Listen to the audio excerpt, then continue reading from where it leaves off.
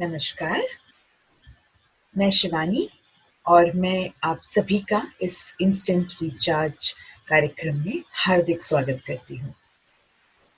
अगले कुछ मिनटों में हम अपने मन की प्रवृत्ति को समझेंगे और हम ये भी देखेंगे कि इन चुनौतीपूर्ण परिस्थितियों में जिनसे हम सब गुजर रहे हैं एक साथ, इस समय में हम अपने मन को कैसे और प्रबल बना सकते हैं और कैसे अपनी ऊर्जा को भी हम और बढ़ाकर अपने आप को और सक्षम बना सकते हैं। इसे ध्यान में रखते हुए हमें ऐसा लगा कि साथ मिलकर कुछ करते हैं और जो ये हमारे मन की जो प्रवृत्ति है उसको थोड़ा समझते हैं और देखते हैं कि ये हमें कैसे मदद कर सकता है आगे बढ़ने में। देखिए, हमारे आसपास जो हो रहा है, बाहर की जो परिस्थिति है, उसके बारे में हम ज़्यादा कुछ नहीं कर सकते। जो बिगड़ रहा है या जो हमारे यहाँ हम देख रहे हैं व्यापार में गिरावट है और जिस तरह से हम पहले व्यापार करते थे, 4-6 महीने पहले करते थे, वो तरीके अब बदल गए हैं क्योंकि माहौल पूरा बदल गया है। हमारे हाथ में बहुत ज़्यादा तो कुछ है नहीं जो हम इसके बारे में या इस बाहर की परिस्थितियों के को बदलने के लिए हम कुछ कर सकें। मगर इसे ध्यान में रखते हुए हमें ये सोचना होगा कि क्या हम अपने आप में कोई परिवर्तन ला सकते हैं? बाहर की परिस्थितियों को ना परिवर्तित करते हुए भी क्या हम अपने भीतर कोई परिवर्तन ला सकते हैं? क्या हम अपने अंदर ऐसा कुछ कर सकते हैं जो हमें और प्रबल बनाए, जो हमें ज्यादा ऊर्जा दे और जो हमारे विचारों को विचलित होने से रोके? अगर हम थोड़ी गहराई से सोचें तो हमें ये समझ में आएगा कि हमारे जीवन में हमारे मन और हमारी ऊर्जा का बहुत बड़ा योगदान है। अगर हम अपनी ऊर्जा के बारे में देखें, जो हमारी ऊर्जा होती है वो बाहर की परिस्थितियों पे बहुत ज्यादा निर्भर करती है। जैसे मान लीजिए कि हम सुबह सोकर उठे, अगर हमें ऐसा लगता है कि आज हमारी ऊर्जा उतनी खास बढ़ी हुई नहीं है, तो हमारे शरीर में हमें आलस महसूस होता है। उस आलस के कारण ऐसा लगता है कि आज मुझे कुछ भी काम करने का मन नहीं है। और जरूरी नहीं कि ये सिर्फ हमारे शरीर के कारण हो, ये कई बार हमारे मन के कारण भी होता है। पर अगर आप स्वभाव देखेंगे शरीर का, तो शरीर को ऊर्जा पसंद है। देखिए, जब हमारे आसपास कुछ अच्छा घट रहा होता है, जैसे हमारे घर में मान लीजिए कोई त्योहार हो या कोई बड़ा उत्सव हो, घर में बहुत सारे लोग आने वाले हों, और हम जो है हमें बहुत सारी तैयारियां करनी है, इंतजाम करने हैं, खाने पीने का देखना है, लोगों के आने जाने का देखना है। क्या उस समय हमारे शरीर की थकावट हमारी बाधा बनती है क्या? नहीं बनती। हो सकता है कि हमारे शरीर में बहुत थकावट हो उस समय, हो सकता है कि हमारे पैर में या हमारे कमर में दर्द हो, मगर हमारे मन में इतनी ऊर्जा होती है कि वो जो हमारे शरीर की तकलीफ होती है वो हमारे लिए बाधा नहीं बनती। जो हमारे मन का उत्साह होता है वो इतना ज्यादा होता है कि वो हमारे शरीर के इन छोटी छोटी तकलीफों के ऊपर बढ़ चढ़ कर हमारा साथ देता है। तो क्या आप मानते हैं कि हमारे मन की स्थिति सही रहना, हमारे मन की स्थिति विचलित ना होना हमारे कार्यरत होने में बहुत आवश्यक है? क्या आप इस बात को समझते हैं कि जो शरीर है उसकी ऊर्जा आवश्यक है, पर हमारे मन की स्थिति हमारे लिए बहुत आवश्यक है। हम सब, हमने जो भी जीवन में आज तक किया, जो भी पाया, जो भी समझा, उस सब में हमारी संकल्प शक्ति का बहुत बड़ा हाथ रहा है ना? देखिए, हम जो चीज अपने जीवन में ठान लेते हैं, हम अक्सर उसे कर लेते हैं। या अगर मान लीजिए कोई एक ऐसा ऑर्डर है जो आप चाहते हैं कि आपको चाहिए ही चाहिए, तो आप उसके लिए बहुत मेहनत करते हैं और जब आपको मिल जाता है तब आप उसको एक अंजाम देने के लिए फिर आप बहुत मेहनत करते हैं क्योंकि आप उसे अपने हाथ से नहीं जाने देना चाहते। वो आपके लिए बहुत महत्वपूर्ण बन जाता है। उस समय हमारी मानसिक स्थिति इतनी बलशाली हो जाती है कि हमारी ऊर्जा फिर बढ़ जाती है। और हम उस कार्य को करने के लिए एकजुट हो जाते हैं। हमारा मन, हमारा शरीर, हमारी ऊर्जा सब उसके प्रति एकजुट होकर काम करने लगती है और उसके कारण हमारा उत्साह बढ़ जाता है। जब उत्साह बढ़ जाता है तो हमारे मन में इतनी खुशी आ जाती है, एक उत्सव जैसा हम महसूस करने लगते हैं। होता है कि नहीं? ये हम सबके जीवन में हुआ है। और अगर आप उसका विपरीत देखें, हुँ? जैसे जैसे अभी हो रहा है हमारे साथ, है ना? आस-पास ऊर्जा में गिरावट, जहाँ हम देखें सिर्फ हमें नेगेटिव बातें सुनने को मिल रही हैं और जिससे भी हम बात करें और डर बढ़ रहा है, चुनौतियाँ बढ़ रही हैं। ऐसे समय में क्या हमारी ऊर्जा बढ़ी हुई रहती है क्या? जब हम ऐसी बातें सुनते हैं, जब हम ऐसी बातें करते हैं, हमारी ऊर्जा अपने आप गिर जाती है और जब ऊर्जा गिर जाती है ना, हम कुछ कर नहीं पाते। करना चाहते हैं, पर कर नहीं पाते। जैसे अब हमारे जो व्यापार के जगह है, जो हमारी दुकानें हैं, जो हमारी फैक्ट्रियाँ हैं, अब खुल रही हैं। धीरे-धीरे काम बढ़ रहा है, मगर अपनी ऊर्जा को उस लेवल तक लेके जाने के लिए कहीं न कहीं लग रहा है कैसे होगा? आगे कैसे होगा? है ना? हम जब पिछले 2-3 महीने को देखते हैं तो मन फिर घबराने लगता है और लगता है आगे क्या होगा? रोज़ हम अखबार पढ़ते हैं, रोज़ हम खबरें सुनते हैं और उससे फिर हमारा मन और नेगेटिव हो जाता है। लगता है आगे क्या होगा? ये कब तक चलेगा? ये इस तरह का डर हमारे मन में घर करने लगता है। इस डर से बाहर निकलने के लिए हम क्या कर सकते हैं? क्योंकि अगर हम इस डर में जूझते रहे, तो हम आगे नहीं बढ़ पाएँगे। हुँ? देखिए मान लीजिए अगर आप गाड़ी चला रहे हैं, कार चला रहे हैं, कोई भी गाड़ी चला रहे हैं, तो आपको अपनी गाड़ी का गियर आगे ही बढ़ाना होगा। अगर आपकी गाड़ी का गियर रिवर्स में डला हुआ है, तो वो गाड़ी आगे नहीं बढ़ेगी। अगर आपको आगे बढ़ाना है, तो आपको गियर 1, 2, 3, 4 में डालना ही पड़ेगा। हुँ?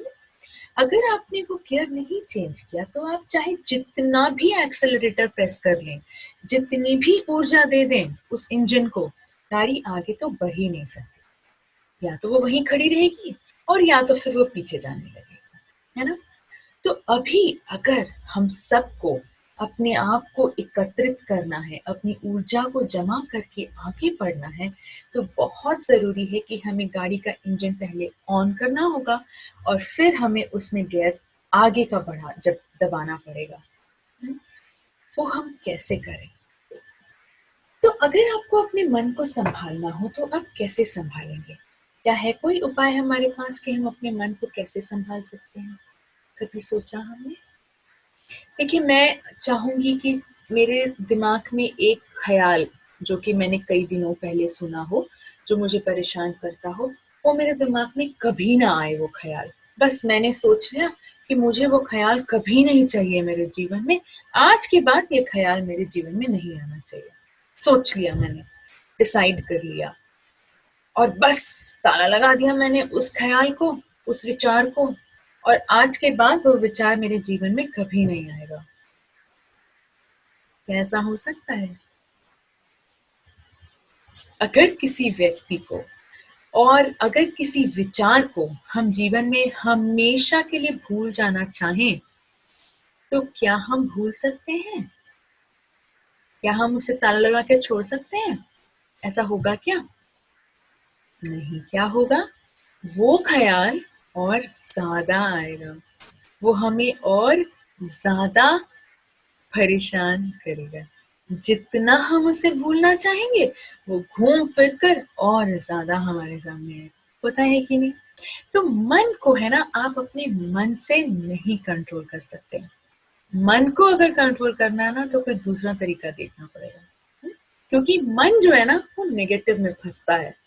4 अच्छी बातें करेंगे ना आप और एक गलत बात करेंगे, मन किसे पकड़ेगा? उस एक गलत बात को। मान लीजिए मैं आपसे मिली और मैंने कहा, "अरे वाह! आप कितने सुंदर दिख रहे हैं। आपने कितना अच्छा कपड़ा पहना हुआ है। अरे वाह! आप तो आपकी गाड़ी कितनी सुंदर है। इसका रंग कितना बेहतरीन है। ये रंग तो मैंने कभी देखा ही नहीं। अच्छा आप गार्डनिंग भी करते हैं? अरे वाह! हाँ, मैंने कल सुबह आपको देखा आप पौधे खरीद कर ले जा रहे थे। मैंने आपके बारे में बहुत अच्छी-अच्छी बातें की। और लास्ट में मैंने आपको एक नेगेटिव बोल दिया, वो सब तो ठीक है मगर आपका चेहरा थोड़ा उतरा हुआ लग रहा है, आप थोड़े डल से लग रहे हैं, लगता है इन दिनों अपना ख्याल नहीं रख रहे आप। और ऐसा बोल दिया और फिर बस मैं निकल गई। अगली बार जब आप मुझसे मिलेंगे तो आपको क्या याद आएगा सबसे पहले? क्या आपको ये याद आएगा कि मैंने आपकी गाड़ी की तारीफ की थी? क्या आपको ये याद आएगा कि मैंने आपको ये भी कहा था आप गार्डनिंग करते हैं? क्या आपको ये सब याद आएगा? आपको सिर्फ वही याद आएगा कि इसने मुझे कहा था मैं इन दिनों बहुत डल दिख रहा हूँ, लगता है मैं रात को सोता नहीं, इसने मुझे ऐसा कहा था, है ना? ये स्वभाव है, ये आपने नहीं किया, मैंने नहीं किया, हमें बस वो एक नेगेटिव याद रह जाता है और ये मन का स्वभाव है, इसका हम कुछ नहीं कर सकते। तो हम क्या कर सकते हैं कि अगर हमें अपने मन से ये नेगेटिव थॉट्स, ये भय, ये यू नो विचलित होना, ये गुस्से की भावना, ये ग्लानि की भावना, इन सबको अगर हटाना हो तो एक ही तरीका है अपने मन को संभालने का। मन तो संभालना ही है ना हमें, और इस समय और ज्यादा क्यों, क्योंकि हमें अंदर वाला बल चाहिए, अंदरूनी बल, है ना, जो संकल्प चाहिए और संयम, ये दोनों हमें अंदर से मिलेगा और हमें आत्मनिर्भर बनना है, ये आत्मनिर्भर बनने का समय है और हम कर सकते हैं। तो इस बल को पाने के लिए और मन को संभालने के लिए क्या तरीका है? क्या किसी को पता है? क्या कोई हमें बता सकता है कि मन को कैसे संभाला जाए? अच्छा, चलिए मैं आपको बताती हूँ। हम जब पैदा हुए, है ना, जब हम इस दुनिया में आए तो हमने सबसे पहला काम क्या किया? सबसे पहला, फर्स्ट थिंग, रोए। रोने के पहले, रोने के पहले हमने श्वास ली अंदर। सबसे पहला कार्य जब हम दुनिया में आए, श्वास लेना अंदर। और सबसे आखिरी काम हमारा क्या होने वाला है जब हम इस दुनिया से बाहर जाएंगे? क्या होने वाला है? श्वास छोड़ना बाहर। अगर हमने श्वास अंदर ली और हमने वो श्वास वापस छोड़ दी, ठीक है, और उसके बाद हमने वापस अगर श्वास नहीं ली तो हमारा जीवन खत्म है। तो क्या आप देख रहे हैं श्वास हमारे लिए कितना आवश्यक है? क्या हम श्वास के बिना जीवित रह सकते हैं?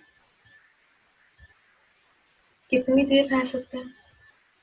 1 मिनट? आधे मिनट? पता नहीं। और हमें कब पता चलता है कि हम सांस ले रहे हैं?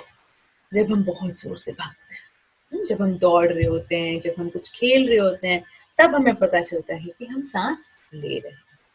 अदरवाइज हमें पता ही नहीं चलता कि हम सांस ले रहे हैं ना।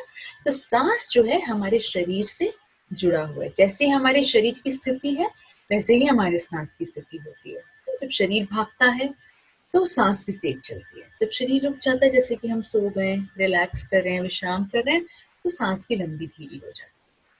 सांस का मन से भी एक रिश्ता है। अगर आप गौर से सोचें तो जब आप मान लीजिए बहुत उत्तेजित हो, या अब जब गुस्से में हो तो कैसी सांस चलती है? बहुत तेज चलती है। और अगर आपका मन एकदम शांत है, एकदम खुश है, कुछ भी परेशान नहीं कर रहा, होता है ना ऐसे क्षण भी आते हैं जब कुछ भी परेशान नहीं करता, तो श्वास कैसी चलती है आप देखेंगे? बहुत लंबी होती है। तो श्वास जो प्रक्रिया है ना, वो हमारे मन को, जो हर जगह फैला हुआ है, मन हर जगह है, एक जगह पे नहीं है, कंधों पे नहीं है या सर पे नहीं है या कमर में नहीं है, मन हर जगह है। मन को कोई नहीं रोक सकता, वो कहीं भी जा सकता है ना। और जो हमारा शरीर है जो एक जगह रहता है, तो जो मन हमेशा फैला हुआ एक रहता है और शरीर जो एक जगह रहता है, इन दोनों को जोड़ने की जो कड़ी है वो है श्वास, और वो ही प्रक्रिया है जो हमें अंदर का ये बल जो है उससे हमारा परिचय कराएगी।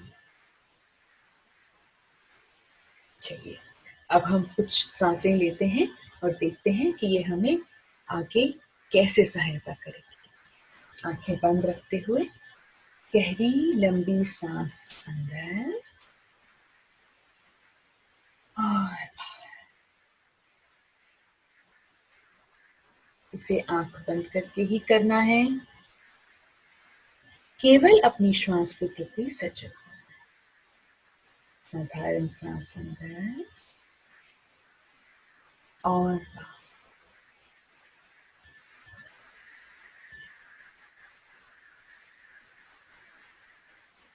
एक और सांस अंदर और बाहर।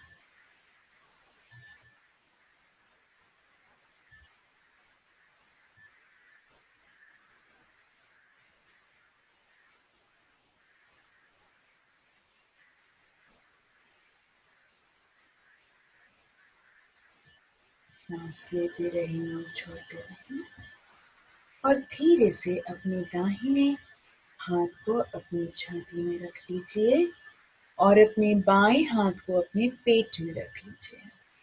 रीढ़ की हड्डी को सीधी रखें और कंधों को विश्राम दें।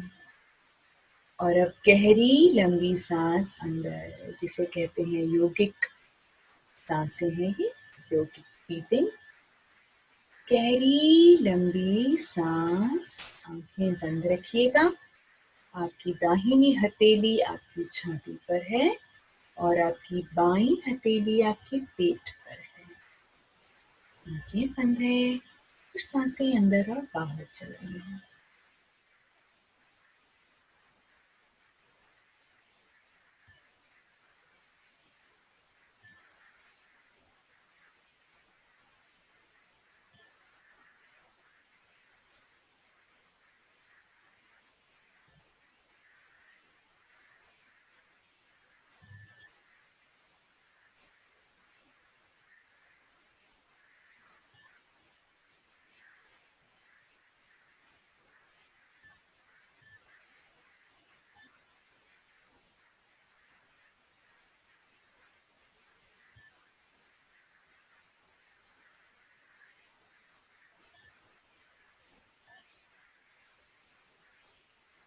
एक और सांस अंदर और छोटे छोटे हाथों को विश्राम और आंखें खोल सकते हैं।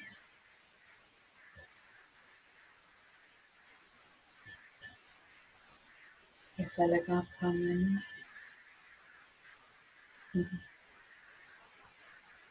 अच्छा लग रहा है?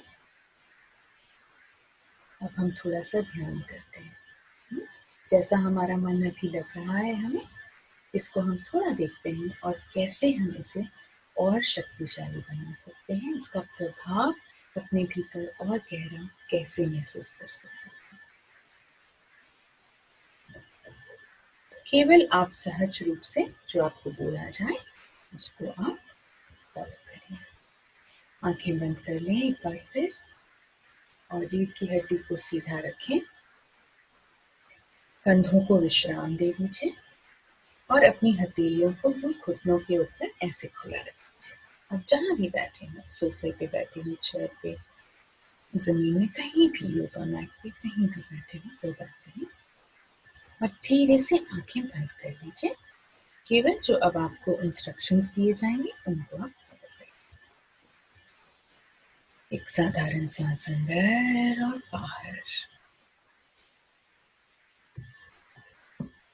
और धीरे से एक गहरी सांस अंदर लेते हुए शरीर को विश्राम दें और सांस छोड़ दें। बाहर से आती हुई हर एक आवाज के प्रति सजग हो जाइए।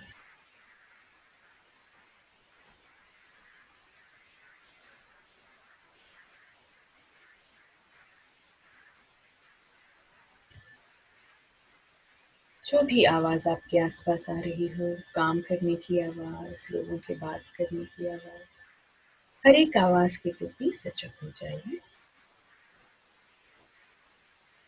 सांस लेते रहें और छोड़ते रहें।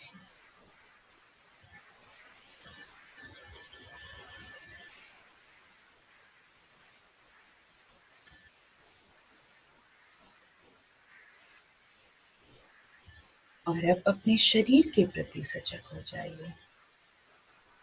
दाहिना पैर, दाहिना घुटना, पूरा दाहिना पैर, बायां पैर, बायां घुटना, पूरा दाहिना बायां पैर, नाभि का निचला हिस्सा, पेट, छाती, दाहिना कंधा और दाहिना हाथ, बायां कंधा, बायां हाथ, गला, चेहरा, सिर की चोटी और पूरा शरीर। अपने पूरे शरीर के प्रति सजग हो जाइए। सांस लेते रहें और छोड़ते रहें।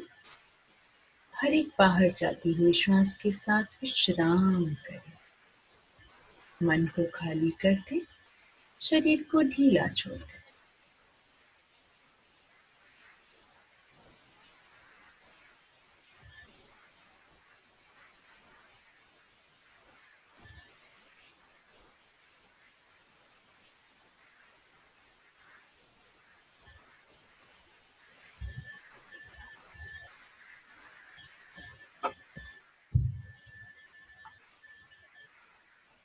एक और सांस अंदर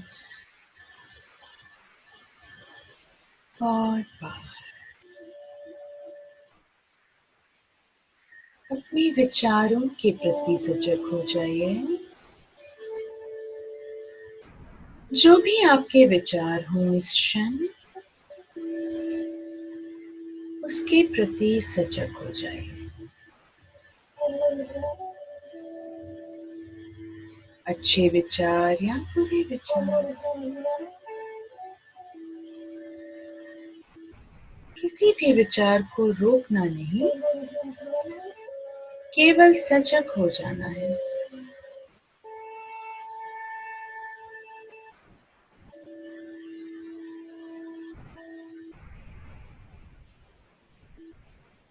सांस लेते रहें और छोड़ते रहें।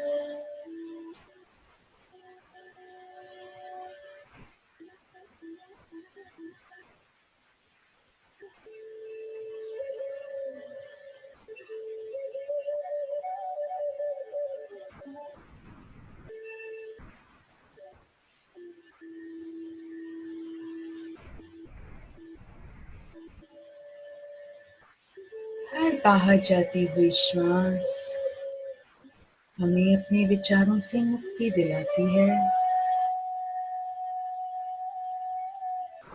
और हम विचारों से अपने आप को खाली महसूस करते हैं।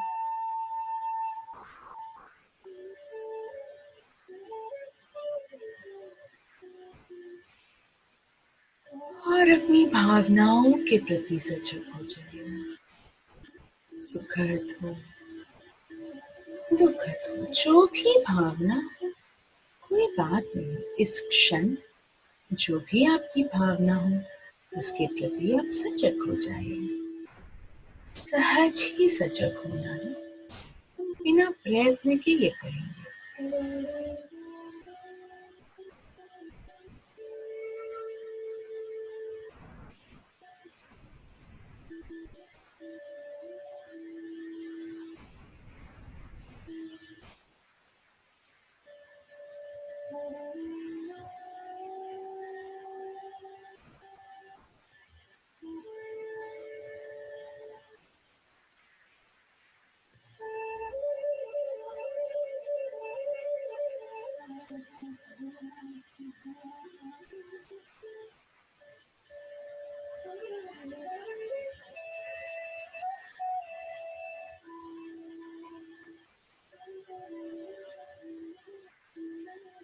सांस लेते रहें और छोड़ते रहें।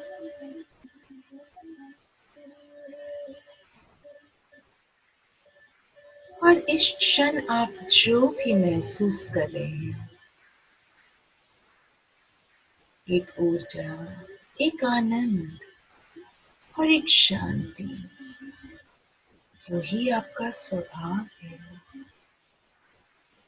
वही मन का खाली होना, शरीर का हल्का हो जाना, वही आपका स्वभाव है। सहज और नादान।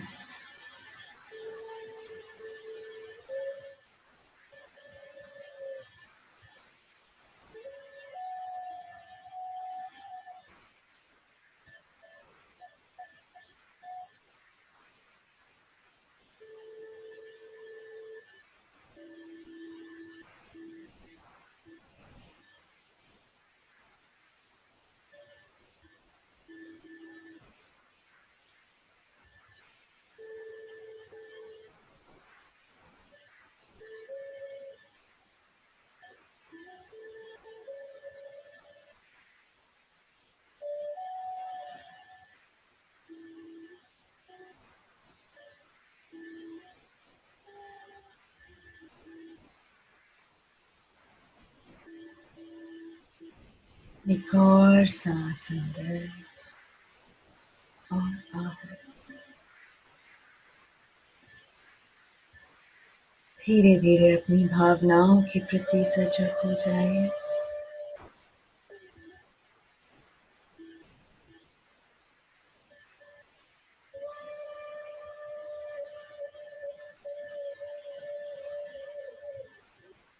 विचारों के प्रति सजग हो जाए।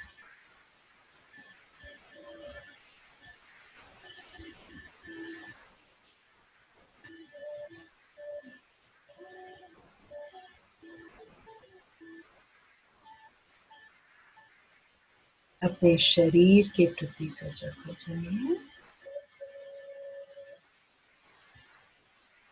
और धीरे धीरे